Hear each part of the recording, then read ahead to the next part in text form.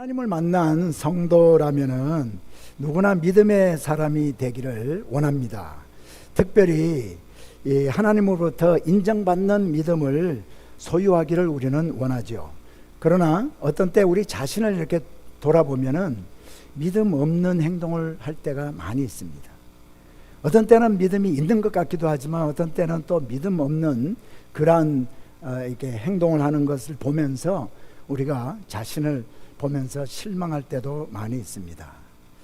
우리 가운데 나는 정말 주님이 인정하는 그러한 믿음을 가지고 있다라고 말할 수 있는 사람이 과연 몇 사람이 될까 한번 생각해 보았습니다. 부끄러운 고백이지만 저 역시 당당하게 그렇게는 말할 수가 없을 것 같습니다. 정말 하나님이 원하시는 믿음을 나도 가지고 있다라고 성도님들에게 당당하게 말은 못한다는 거죠. 부끄러운 고백입니다. 사람마다 믿음의 수준은 다양하죠. 아주 믿음이 없는 사람이 있는가 하면은 또 성경에 기록되어 있는 그런 말씀은 참 믿겠다, 믿는다 하는 정도에서부터 시작해서 어떤 사람은 참 주님을 위해서 순교까지 할 수 있는 그런 믿음을 소유한 사람들도 있습니다. 그래서 사람들마다 믿음에는 차이가 많이 있습니다. 자, 주님은 12 제자를 이제 택하시고 그들과 함께 하셨어요. 그들과 함께 먹기도 하고 함께 자기도 하고 또 말씀을 이렇게 가르쳤습니다. 오늘의 본문 그 사건은 최소한 우리 주님이 12 제자를 택하시고 나서 한 2년은 됐을 시점에 있었던 그런 말씀입니다. 그것을 우리가 어떻게 알 수 있냐면은 오늘 본문 말씀 제가 조금 이따 읽어드리겠지만 그 말씀 앞에 있는 말씀을 보면은 예수님께서 베드로와 요한과 야고보를 데리고 변화산상에 올라간 내용이 나옵니다. 근데 예수님의 이 변화산상에 있었던 이 사건은 예수님의 공생의 가운데서 한 2년 반 정도가 지났을 때 있었던 일이기 때문입니다. 그래서 오늘 본문을 보면 주님께서 제자 삼은 지 최소한 2년 정도는 된 그 제자들에게 믿음이 적다라고 제자들의 믿음을 평가하고 그들을 나무라십니다. 주님이 직접 제자 삼으신 그들에게 왜 주님이 믿음이 적다라고 했을까?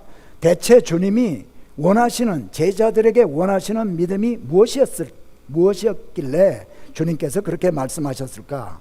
그래서 저는 오늘 본문 말씀을 통해서 주님이 제자들에게 원하시는 믿음이 어떤 것인가 그걸 여러분과 함께 발견하기를 원합니다.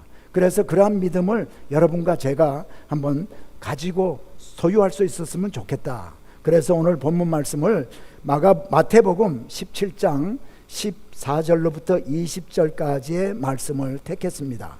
자, 마태복음 17장 14절로부터 20절 말씀 우리가 교독하겠습니다. 제가 먼저 14절 읽고 홀수 여러 번 읽으신 후에 20절을 함께 합독합니다.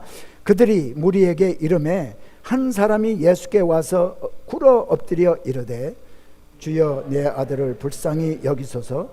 그가 간질로 심히 고생하여 자주 불에도 넘어지며 물에도 넘어지는지라. 내가 주의 제자들에게 데리고 왔으나 능히 고치지 못하더이다. 예수께서 대답하여 이르시되 믿음이 없고 패역한 세대여, 내가 얼마나 너희와 함께 있으며 얼마나 너희에게 참으리요. 그를 이리로 데려오라 하시니라. 이에 예수께서 꾸짖으시니 귀신이 나가고 아이가 그때부터 나으니라. 이때 제자들이 조용히 예수께 나와 이르되 우리는 어찌하여 쫓아내지 못하였나이까? 이르시되 너희 믿음이 작은 까닭이니라. 진실로 너희에게 이르노니 만일 너희에게 믿음이 겨자씨 하나만큼만 있어도 이 산을 명하여 여기서 저기로 옮겨지라 하면 옮겨질 것이요 또 너희가 못할 것이 없으리라. 어떤 사람이 간질병 걸린 아들을 예수님 앞에 데리고 왔습니다.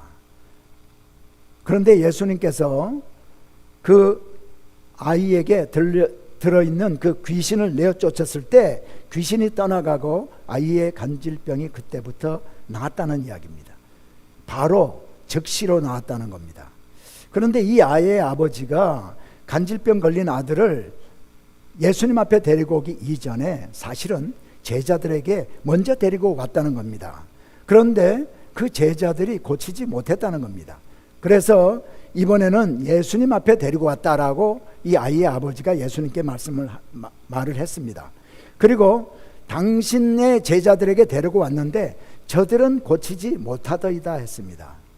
여러분, 그 자리에 제자들이 다 같이 함께 있었지 않습니까?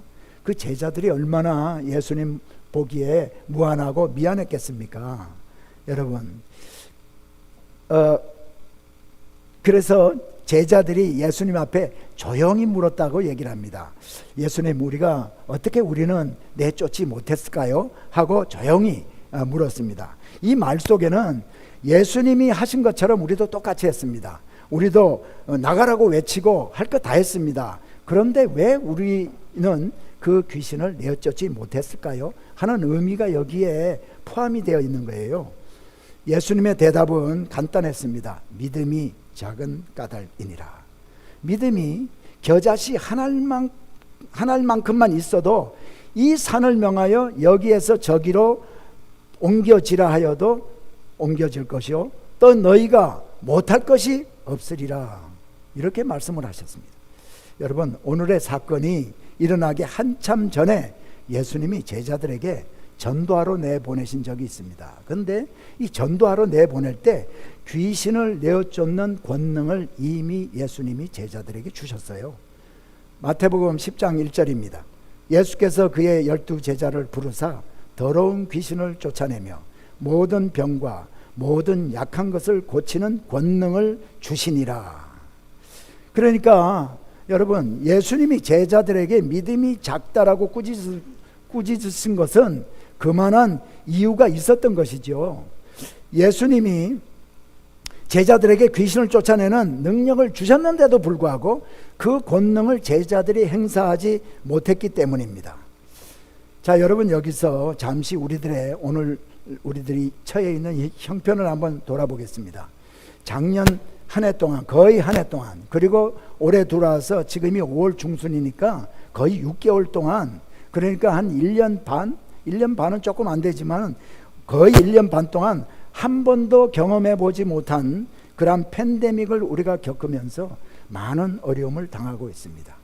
그런데 이번 일을 겪으면서 우리는 세상 마지막 때가 진짜 정말 가까이 오고 있다라는 것을 느끼고 있습니다.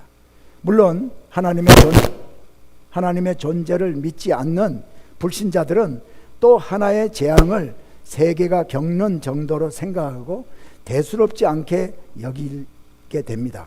그러나 우리는 하나님의 말씀이 성취되고 있는 이 과정에 있다는 사실을 알게 되는 계기가 되었습니다. 여러분, 마지막 때가 정말 가까이 다가오고 있음을 우리는 피부로 느끼고 있습니다. 그런 차원에서 본다면 이 팬데믹은 영적으로 우리에게 얼마나 큰 유익이 되는지 모릅니다. 저처럼 인생의 후반전을 살고 있는 사람에게는요, 지난 허비했다라고 생각되는 1년, 2년이 얼마나 소중한 기간이었는지 모릅니다. 그 소중한 시간을 코로나로 손발이 묶여 있다고 생각하면 정말 손해보는 것, 그런 기분이 들었던 겁니다.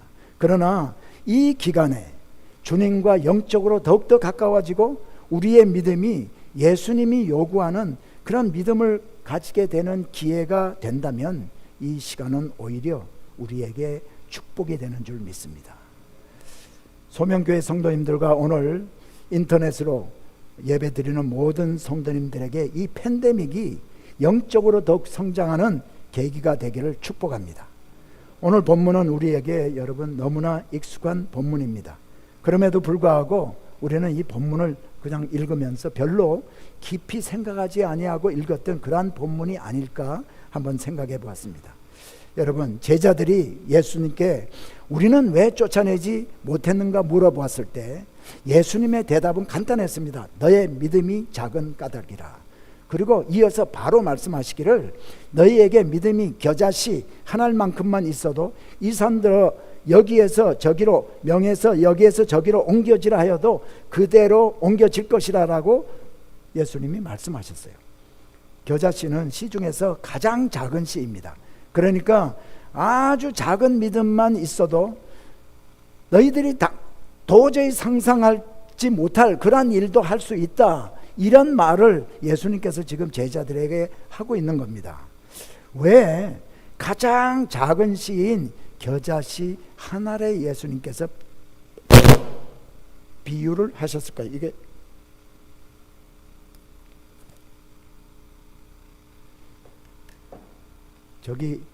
저기 안 좋은지 여기가 안 좋은지 잘 모르겠네요. 늘 제가 쓰던 마이크인데 좀 잡음이 나서 죄송합니다. 잡음 안 나도록 잡음이 멈출지어다. 예. 예. 그런데 왜 작은 씨인 겨자씨 하나에 예수님께서 비유로 해서 말씀하셨을까요? 아보카도 씨 하나만큼만 있어도 라고 말씀하지 아니하시고 너희에게 믿음이 겨자씨 하나만큼만 있어도 이 산을 명하여 여기서 저기로 옮겨지라 하여도 옮겨질 것이라. 그리고 너희가 못할 것이 없으리라 라고 말씀하셨습니다. 그런데 제자들이요, 간질병 걸린 아이의 귀신을 내어쫓지 못했습니다. 그러니 제자들의 믿음이 작은 것이 아니라 겨자씨 하나만한 믿음도 없다는 그런 말씀이 아니겠습니까? 여러분은 어떻게 생각하십니까? 혹시 여러분은 나는 겨자씨 하나만한 믿음은 있다라고 생각하는 분이 계실 거예요. 그렇다면 여러분, 겨자씨 하나만한 믿음이 없으면 너희가 못할 것이 없으리라 예수님이 말씀하셨어요. 그러면 믿음으로 우리가 선포하고 또 믿음으로 구하고 믿음으로 행했을 때 구한 대로 이루어져야 되지 않았을까요? 그러나 우리가 구한 대로 응답받는 경우보다 그렇지 않은 경우가 더 많았을 수 있습니다. 여러분, 말씀대로 실천했는데, 말씀대로 행했는데, 말씀대로 선포했는데, 그런데 그 말씀대로 이루어지지 않게 되었을 때 우리는 하나님의 말씀에 대한 회의를 갖게 되고 또 더 악화되면은 그것 때문에 우리가 믿음을 잃어버릴 수도 있습니다. 민수기 23장 19절에 보면 하나님은 사람이 아니시니 거짓말을 하지 않으시고 인생이 아니시니 후회가 없으시도다. 어찌 그 말씀하신 바를 행하지 않으시며 하신 말씀을 실행하지 않으시랴. 하나님의 말씀은 그대로 이루어진다라는 말씀입니다. 여러분, 그대로 이루어져야 되잖아요. 그런데 대부분의 경우는 하나님의 말씀이 문제가 있는 것이 아니라 우리가 하나님의 그 말씀을 잘못 알고 있기 때문에 그 말씀이 이루어지지 않는 것입니다. 그래서 우리가 말씀을 바로 알고 바른 믿음을 가져야 하는 것입니다. 예수님이 제자들을 향해서 믿음이 없고 패역한 세대라고 했습니다. 내가 얼마나 너희와 함께 있으며 얼마나 너희에게 참으리요 했습니다. 예수님이 오죽하면 그렇게 말씀하셨겠습니까?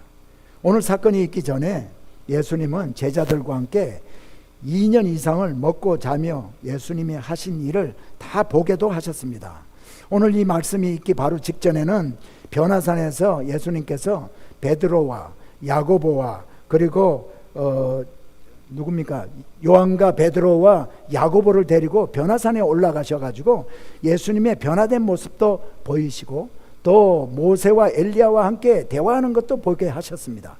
그리고 구름 속에서 이는 내 사랑하는 아들이요 내 기뻐하는 자니 너희는 그의 말을 들으라라는 하나님의 음성도 들었습니다.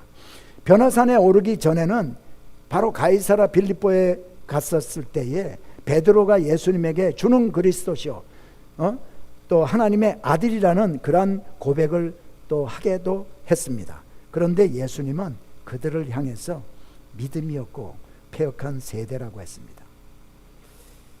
우리는 어떨까요? 성경에 기록된 모든 사건들을 믿는 믿음이 우리에게 있습니다. 여리고성을 7번 돌고, 이번에는 마이크가 아니죠, 다른 데인데, 여리고성을 7번 돌았을 때에 여리고성이 무너지는 것, 그 사실도 우리는 다 믿습니다. 그리고 홍해가 갈라진 것도, 그래서 이스라엘 백성들이 갈라진 홍해를 마른 땅같이 지나간 것도 믿습니다. 죽은 나사로를 예수님께서 살리신 것도 우리는 믿습니다. 예수님이 우리를 위해서 십자가에 죽으심으로 말미암아 우리가 하나님의 자녀가 되었고 이제 또 천국 백성이 되어서 영원한 천국에서 살게 될 것을 믿는 믿음이 우리에게 있습니다. 그런데 이런 것들이 예수님께서 우리에게 보기를 원하시는 그러한 믿음이라면은 믿음이 작은 까닭이니라 하는 말은 우리에게 적용이 되지 않을 것입니다. 그러나 간질로 고생하는 아이의 병을 고치지 못한 제자들을 향해서 믿음이 없고 패역한 세대라고 하신 것을 보면 우리도 깊이 생각하면서 과연 우리에게 예수님께서는 이런 말씀을 하지 않으실까 한번 생각해 보아야 될 겁니다. 제자들과 우리들을 한번 비교해 볼 때 우리가 제자들보다 조금 더 나은 점이 없다면 우리 역시 믿음이 없고 패역한 사람들이라는 책망을 예수님으로부터 들을 수밖에 없을 것입니다. 그렇다면 도대체 주님은 제자들에게 어떤 믿음을 요구하셨을까요? 본문의 내용을 살펴볼 때에 주님이 원하시는 믿음은 말씀을 삶에서 구현하는 믿음입니다. 말씀을 실제 삶에서 구체적으로 구체적인 사실로 드러내는 그런 것들을 우리 주님께서 우리에게 요구하고 있는 것을 우리는 알 수가 있습니다. 그런데 문제는 어떻게 이런 믿음을 우리가 가질 수 있는가 하는 거죠. 이런 믿음은 그런데 주님이 누구인가, 예수님이 누구인가 확실히 아는 것으로부터 출발합니다. 자, 예수님은 천지를 말씀으로 지으신 하나님이십니다. 전지전능하신 창조주 하나님이십니다. 그렇기 때문에 예수님은 내가 할 수 없는 것을 예수님은 하실 수 있다라는 이 사실이 마음으로 믿어져야 합니다. 여러분 믿습니까? 아니, 말로만이 아니라 정말 여러분 믿습니까? 우리에게 이 믿음이 있어야 합니다. 그리고 예수님이 우리 안에 나와 함께 계심이 확실히 믿어져야 합니다. 여러분, 이 믿음이 있으면은 하나님의 말씀을 우리가 의지하고 말씀대로 사는 것이 쉬워지고 가능해지는 줄 믿습니다. 대부분의 우리들의 믿음은 성경에 기록된 사실을 믿는 정도입니다. 이 정도 믿음도 사실은 참 대견한 믿음입니다. 그런데 문제는 성경에 기록된 하나님이 지금도 살아계시고 지금도 내 안에 계셔서 나의 삶에 개입하고 계신다. 그리고 직접 하나님께서 나의 삶에 역사하신다는 이 믿음에 이르지 못하고 있는 것이 우리들의 현실입니다. 사랑하는 여러분, 만일 아직까지 이것이 실현되지 않고 있다면 그래도 실망하지 마시기 바랍니다. 우리에게는 아직 소망이 있습니다. 왜냐하면 여러분과 우리는 믿음으로 살기를 간절히 원하고 있기 때문입니다. 제 자신도 이런 믿음이 있기를 정말 간절히 소원합니다. 여러분도 그럴 줄 믿습니다. 자, 여러분, 우리의 이 뇌는 생각하는 것만으로도 여러 능력을 발휘할 수 있다고 합니다. 인간의 뇌는요, 이 뇌는 실제와 상상을 구분하지 못한다고 해요. 그래서 우리가 뭔가를 상상하면 현실과 가상을 구분하지 못하는 뇌는 상상에 반응하는 생리작용을 한다는 겁니다. 그래서 우리가 레몬을 생각을 하면 입 안에서 침이 고입니다. 그리고 공포 영화 한 장면을 우리가 생각하면 소름이 끼치고, 우리가 어디 시험에 가서 면접을 본다거나 대중 연설을 하는 그러한 긴장된 상황을 우리가 생각을 하면은 심장이 빨리 뛴다는 겁니다. 우리 모두는 우리의 뇌가 실제 경험인 것처럼 반응해서 몸의 반응을 이끌어내기 때문이라는 거죠. 그러므로 먼저 믿음으로 생각하는 겁니다. 이것이 정말 중요합니다. 이것을 풀어서 설명하면 내 수준으로 항상 생각하지 아니하고 언제나 하나님의 수준으로 생각하는 겁니다.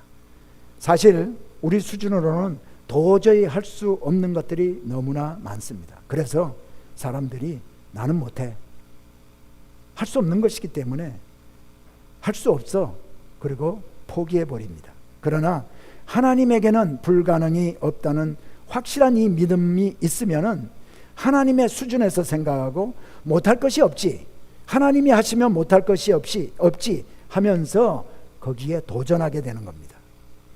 사람은 마음에 품은 것을 말하게 되고 행동하게 되지 않습니까? 그래서 마음에 품지도 않은 것이 이루어지지 않습니다. 평소에 내가 무슨 능력으로 내가 할 수 있겠어 하는 생각을 하고 살면 어떻게 그 사람이 갑자기 믿음으로 한다면서 예수의 이름으로 명하노니 더러운 귀신아 떠나가라 했을 때 그 귀신이 떠나가겠습니까? 여러분, 우리 구약 성경에 다니엘과 그 다니엘의 친구들 이야기를 잘 압니다. 사드락과 메삭과 아벳느고 바벨론의 포로로 잡혀갔을 때였습니다. 왕의 진미와 포도주로서 자기 몸을 더럽히지 않겠다고 이 다니엘과 그 세 친구는 작정하고 이거 먹지 않게 해달라고 요청을 합니다. 그리고 열흘 동안 먹지 않고 나서 우리는 채식만 하겠습니다. 그런데 열흘 후에 왕의 진미를 먹은 아이들과 우리와 함께 비교해 보세요. 그래서 우리가 그들보다도 조금이라도 못하다면 그 처분을 우리는 달게 받겠습니다 라고 말했습니다. 여러분, 갑자기 이 다니엘이 그런 제안을 어떻게 할 수가 있었겠을까요? 여러분, 어떻게 그런 믿음의 말을 다니엘이 할 수 있었겠습니까? 하나님을 신뢰하는 마음을 늘 마음에 품고 있었기 때문입니다. 자신들이 할 수 없는 일을 하나님은 하실 수 있다라는 믿음이 있었고, 그 하나님은 가나안 땅에서 뿐만이 아니라 세상 어디에 가서든지 우리가 잡혀와 있는 이 바벨론 땅에서도 역사하신다는 그 믿음을 가지고 살았기 때문에 믿음의 말을 할 수 있었던 것입니다. 그러므로 우리의 생각을 하나님의 수준의 생각으로 바꿔야 합니다. 하나님의 수준으로 생각하면 여러분과 저는 믿음의 말을 할 수 있게 될 줄 믿습니다. 그런데 이런 믿음의 사람이 되는 것 결코 쉽지 않습니다. 그러나 믿음의 말을 선포하는 습관을 가지도록 우리가 훈련하면 그것이 가능해집니다. 기도할 때 보면은요, 엄청난 믿음이 있어 보이는데 갑자기 어려운 일을 당하며 믿음이 없는 말을 하고 믿음 없는 사람처럼 행동하는 사람들이 너무나 많죠. 믿음의 말을 선포하며 사는 훈련이 안 되어 있기 때문입니다. 그러니까 우리가 작은 일에도 믿음으로 행동하고 믿음의 말을 하는 훈련을 스스로가 해야 합니다. 그러므로 부정적인 말, 믿음 없는 말, 이런 말은 우리들의 기억 속에서 잊어버리고 우리들의 어휘에서 이런 말을 지워버려야 합니다. 특별히 실패를 두려워하지 않을 때 믿음의 말을 하게 됩니다. 실패는요, 일어날 수 있는, 내 삶에서 일어날 수 있는 여러 가지 일 가운데, 가능성이 있는 것 가운데 한 가지입니다. 실패는 오히려 우리를 성숙하게 하고 우리를 변화시킵니다. 혁신케 합니다. 그래서 실패를 두려워하지 않아도 되는 겁니다. 오히려 실패가 우리에게 유익을 가져다 주는 적이 얼마나 많은지 모릅니다. 그러므로 우리는 실패를 두려워하지 않으면 우리는 믿음의 말을 할 수가 있는 것입니다. 하나님은 믿음의 말을 하는 사람을 믿음의 사람으로 변화시켜 주심을 여러분 꼭 기억하시기 바랍니다. 이 시간 저를 따라서 한번 믿음의 선포를 하겠습니다. 한번 따라해 보시기 바랍니다. 하나님에게는 불가능이 없다. 하나님의 은혜로 살리라. 하나님의 능력으로 살리라. 여러분, 하나님은 이스라엘 백성들에게 가나안 땅을 주시겠다고 약속을 하셨습니다. 그러나 가나안에 거주하는 가나안 사람들을 하나님이 직접 내쫓아 주지 않으셨어요. 여호수아와 이스라엘 백성에게 믿음을 가질 수 있도록, 하나님을 경험할 수 있도록 먼저 하셨어요. 그것이 바로 여리고 정복 전쟁입니다. 그들이 하나님의 어떤 능력을 경험했습니까? 이 여호수아와 이스라엘 백성들이 여리고성을 하루에 한 바퀴씩 엿새 동안 돌고, 일곱째 날에 7바퀴를 돌고 나서 큰 소리로 외쳤을 때 난공불락의 그 여리고성이 와르르 무너지는 것을 경험했습니다. 하나님의 능력을 보게 되었습니다. 하나님이 하셨음을 확인을 시켜주셨습니다. 그리고 하나님께서는 그들에게 두려워하지 말라, 내가 너희와 함께하리라 말씀하셨어요. 그러므로 그 다음에 하나님이 함께 하실 것을 하나님께서 그들에게 말씀하시고, 이스라엘 백성들이 스스로 이제 우리 하나님이 나와 함께 하신다, 이 믿음을 갖게 한 후에 이스라엘 백성들이 스스로 가나안 땅을 정복하는 정복 전쟁을 치르게 하셨습니다. 이것이 여러분 하나님이 하나님의 사람들을 사용하시는 하나님의 방법입니다. 하나님을 경험하고 하나님이 함께 하신다는 믿음을 갖도록 한 후에 하나님의 권능을 의지하고 실전에 나가서 하나님의 능력을 행사하도록 하는 것이 하나님께서 하나님의 사람을 사용하시는 방법이라는 거죠. 원리라는 것입니다. 그러므로 믿음의 사람은 말씀을 삶에서 구체적으로 실현해 내게 되는 겁니다. 자, 그런데 중요한 것이 있습니다. 오늘 본문을 보면은 예수님이 너희에게 믿음이 겨자씨 한 알만큼만 있어도 산에게 명하여 여기에서 저기로 옮겨지라 하면 옮겨진다라고 했고, 너희가 못할 것이 없다라고 했습니다. 그렇다면 믿음만 있으면 무슨 일이든 다 된다는 말, 이 말을 우리 주님께서 하고 계시는 걸까요? 제가 간단한 예화 하나를 말씀을 드리겠습니다. 자, 어떤 성도님이요, 어느 날 목사님을 예배 후에 찾아오셨습니다. 그래서 목사님께 이렇게 질문합니다.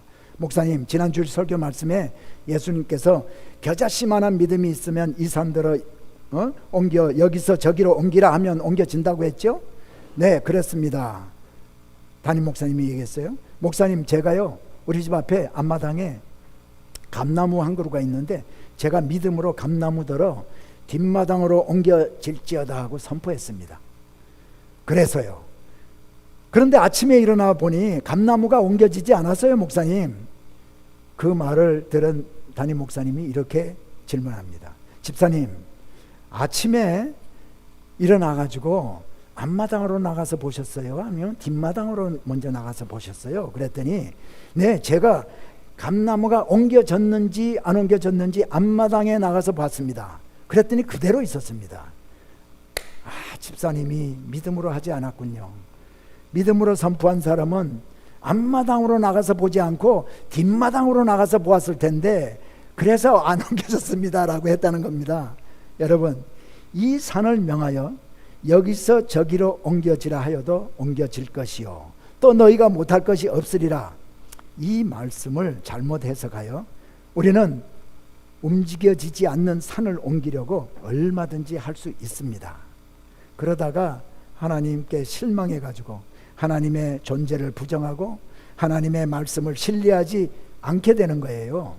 자, 산을 옮긴다는 것은 여기에서 오늘 예수님께서 이 산을 들어 명해서 여기에서 저기로 옮겨지라 한다는 이 말에 산이 옮겨진다는 것을 의미하는 것이 아니라, 산이 진짜 옮겨진다는 것을 의미하는 것이 아니라 산처럼 큰 문제도 해결된다는 의미로 하신 말씀입니다. 왜냐하면 이 산을 옮긴다는 것은 아주 어려운 어떤 일도 해낸다는 유대인의 속담이에요. 속담에 있는 말씀이거든. 근데 이 말씀을 산을 옮기려고 우리가 그렇게 하면은 우리는 실족하죠. 그래서 우리는 하나님의 말씀을 바로 이해하고 하나님의 말씀대로 우리가 살아야 되는 거예요. 여러분, 그러니까 못할 것이 없다, 무엇이든지 할 수 있다라는 것은 무엇이든지 믿음으로 하면 다 된다, 이것이 아니라는 겁니다. 마가복음 9장에 보면은 마가가요 똑같은 이 오늘 마태복음에 있는 이 말씀을 마가복음 9장에 기록한 게 있어요. 그런데 여기에 이 간질병 걸린 아이의 아버지가 와서 뭐라고 예수님에게 말씀하시냐면, 예수님 무엇을 할 수 있으시거든 우리를 불쌍히 여기사 도와주소서 하고 얘기를 해요. 그런데 이 말씀에 바로 마가복음 9장 23절에 예수님께서 이렇게 말씀하십니다. 할 수 있거든이 무슨 말이냐? 믿는 자에게는 능히 하지 못할 일이 없느니라. 그리고 마태복음 19장 26절에도요 예수께서 그들을 보시며 이르시되 사람으로는 할 수 없으나 하나님으로서는 다 하실 수 있느니라. 그렇습니다. 하나님은 우리가 할 수 없는 모든 일들을 다 하실 수 있는 능력이 있으십니다. 그런데 여러분, 여기에서 우리가 꼭 알아야 될 게 있어요. 이 말씀에도 한계가 있습니다. 하나님의 이 말씀에도 한계가 있다는 거죠. 이 한계는 하나님의 말씀과 하나님의 성품 아닙니다. 하나님의 성품을 벗어나서 이루어지는 것이 아니라는 거죠.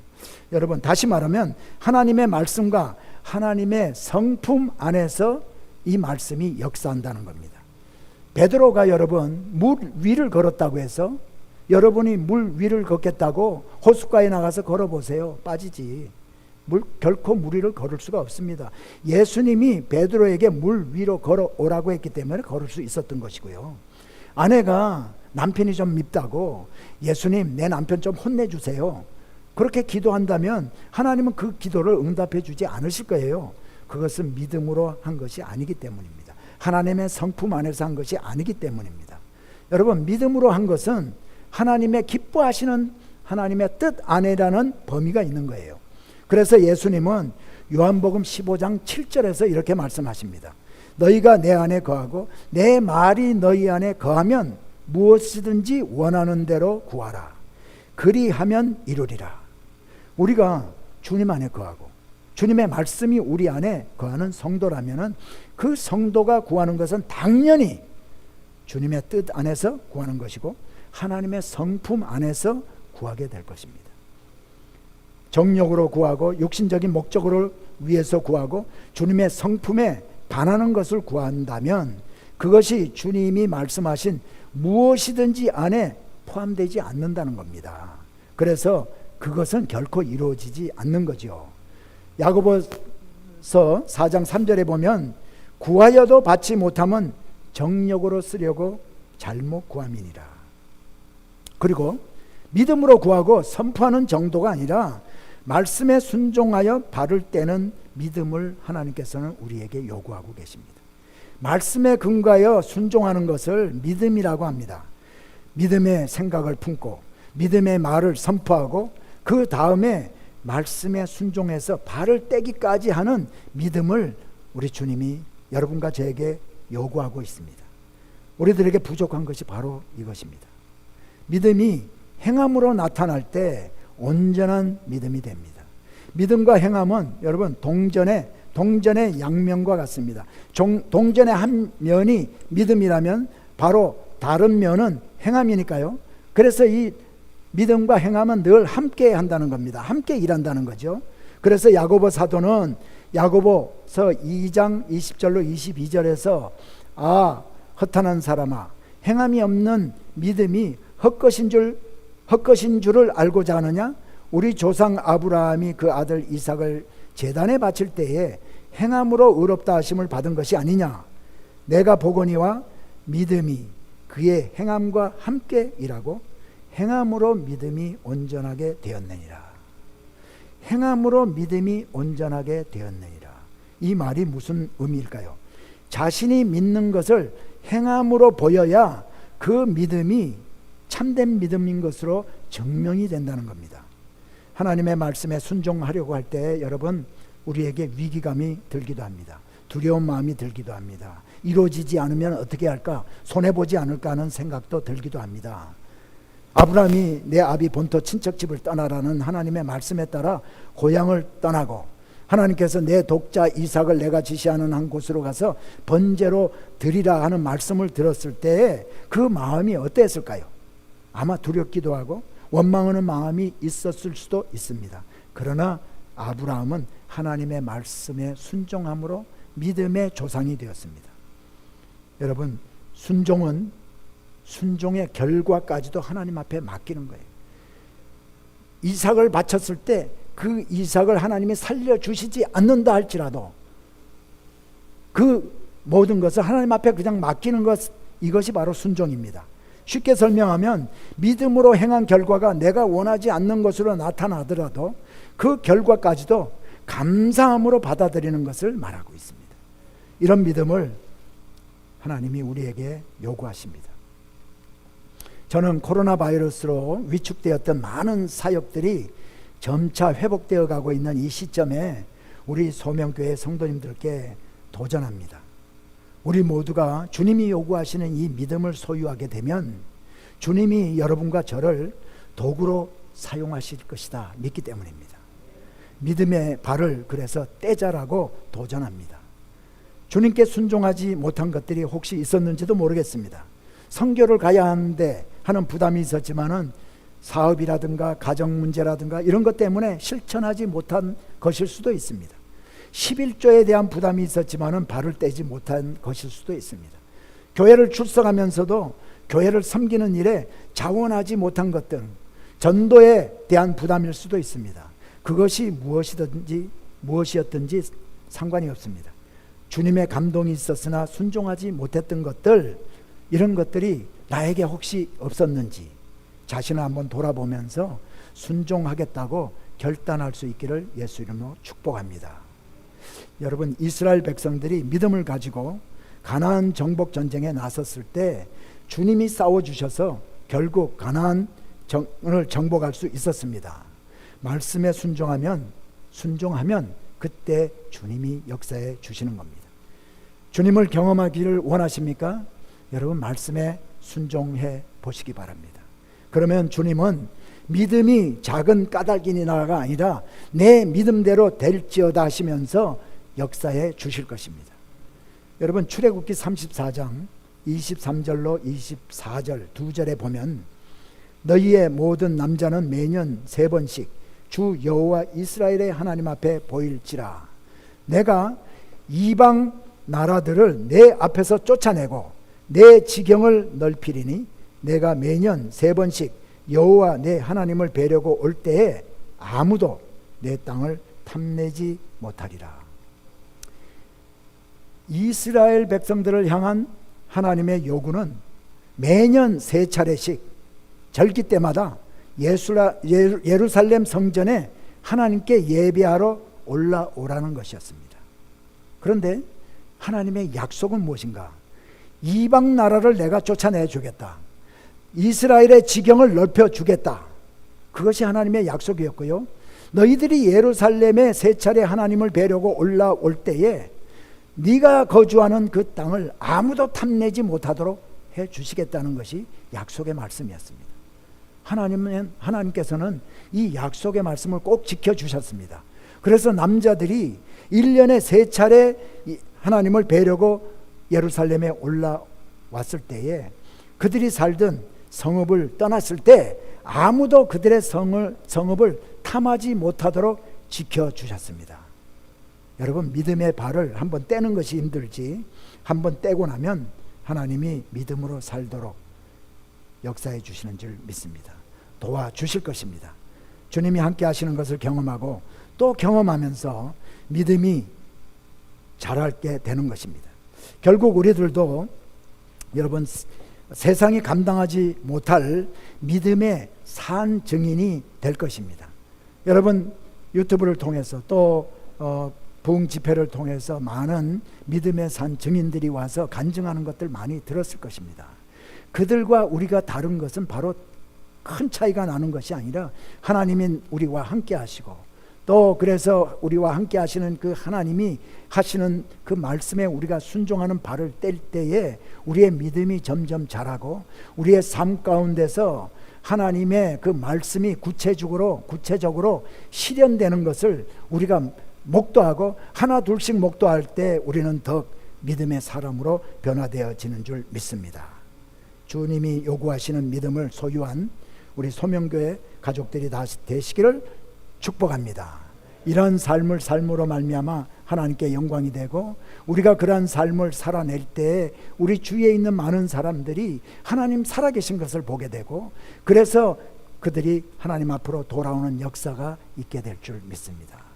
이런 삶을 우리가 살다가 이제 주님을 만나게 된다면 주님 앞에 상급받고 또 영원토록 하나님과 함께 참으로 영원한 삶을 누리면서 행복한 그러한 것들을 경험하게 될 줄 믿습니다.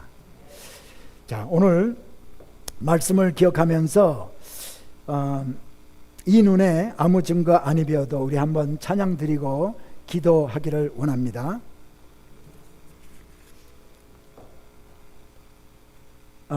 그거 아니고 오직 믿음으로 했던가? 오직 믿음으로. 근데 가사가 없네. 여기 있구나. 오직 믿음으로 하죠. 오직 믿음으로. 예. 세상 흔들리고. 예.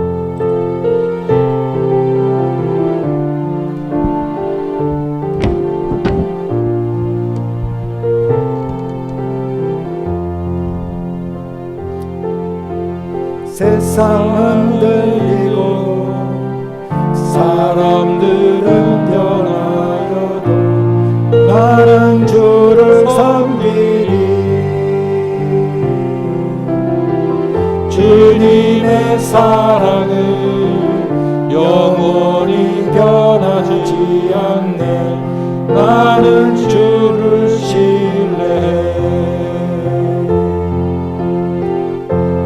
오직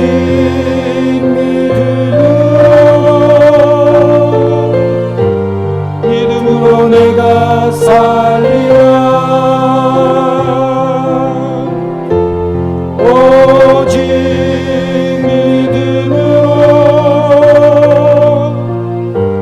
믿음으로 내가 살리라.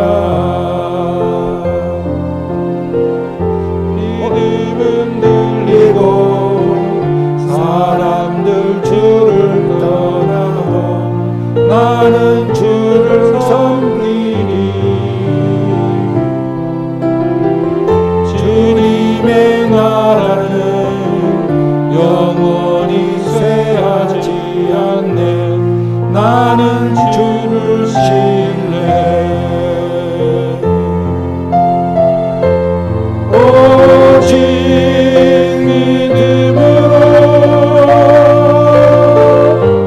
믿음으로 내가 살리라.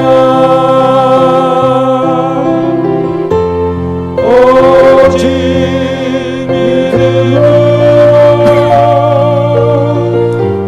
믿음으로 내가 살리라. 오직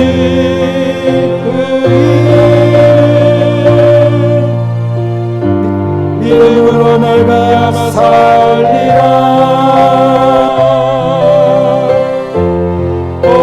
오직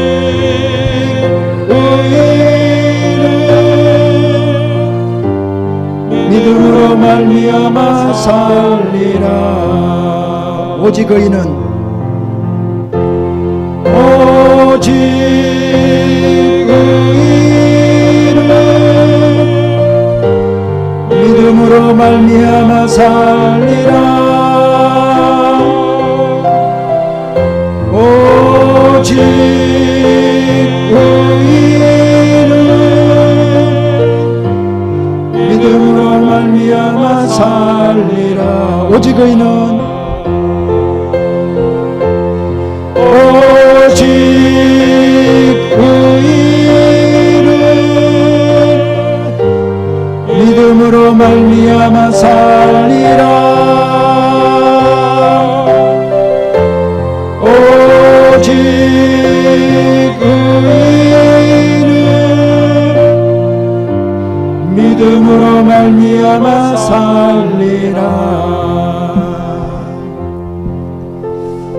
우리 기도하기 전에 제가 오늘 말씀 요약을 간단히 해드리겠습니다. 주님이 요구하시는 믿음이 어떤 것인가에 대해서 오늘 본문 말씀을 통해서 한번 알아봤는데요. 우리 주님께서 원하시는 것은 말씀을 우리들의 실제 삶에서 구현하는 믿음을 원하고 계십니다. 그것은 주님이 누구인가를 아는 것으로부터 출발한다고 했습니다. 능력의 주님, 창조주 하나님이심을, 그분이 예수님이심을 우리가 믿고, 하나님은 내가 할 수 없는 것을 하실 수 있다는 그 믿음 가지고, 그리고 그 하나님께서 내 안에 계셔서 직접 나의 삶 가운데서 역사해 주신다는 믿음, 그리고 이것이 가능해지려면 우리는 스스로 훈련을 해야 된다라고 말씀을 드렸습니다. 믿음으로 생각하고 믿음으로 말하는 훈련, 그리고 내 수준이 아니라 하나님의 수준으로 생각하는 훈련을 스스로가 하자. 그리고 하나님께서 하나님의 사람을 사용하는 원리, 그 원리는 하나님께서 먼저 역사하시는 것을 우리에게 보여주신다는 겁니다. 그래서 여러분들이 질병도 고침을 받는 것들도 경험했을 것이고요, 기적과 같은 하나님의 놀라운 능력을 여러분이 다 맛보았을 줄 믿습니다. 그리고 하나님께서 두려워하지 말라, 내가 너와 함께 하신다 말씀하시며 예수님으로 우리와 함께 하신다는 것을 알게 하시고, 그 다음에 우리로 하여금 직접 하나님의 말씀을 경험하도록 한다는 겁니다. 중요한 것은 하나님의 모든 말씀은 하나님의 말씀과 하나님의 성품 안에서 역사하신다는 겁니다. 그리고 믿음은 행함과 함께 일한다. 믿으면 믿고 실천에 옮겨야 한다는 겁니다. 그리고 순종의 결과, 내가 원하는 결과가 되지 않았다 할지라도 그 결과마저도 하나님 앞에 맡기는 겁니다. 사랑하는 성도 여러분, 오늘 우리가 함께 이 말씀을 기억하면서 하나님, 이제 하나님이 나와 함께 하시는 거 믿습니다. 하나님의 능력도 우리는 경험했습니다. 귀신이 쫓겨나가는 것도 보았습니다. 그래서 내가 이제 말씀에 순종해서 발을 떼면서 믿음으로 살겠습니다. 하나님이 원하시는 그러한 믿음, 예수님이 원하시는 믿음대로 살기를 원합니다. 그렇게 살지 못했던 것, 믿음 없었음을 회개합니다. 기도하시고 믿음으로 생각하고 믿음으로 말하고 믿음으로 행동하겠습니다. 순종하겠습니다. 성령님의 도움을 구합니다. 믿음의 사람으로 살게 해주세요. 한번 고백하며 주님 한번 외치고 우리가 통성으로 기도합니다. 기도하겠습니다.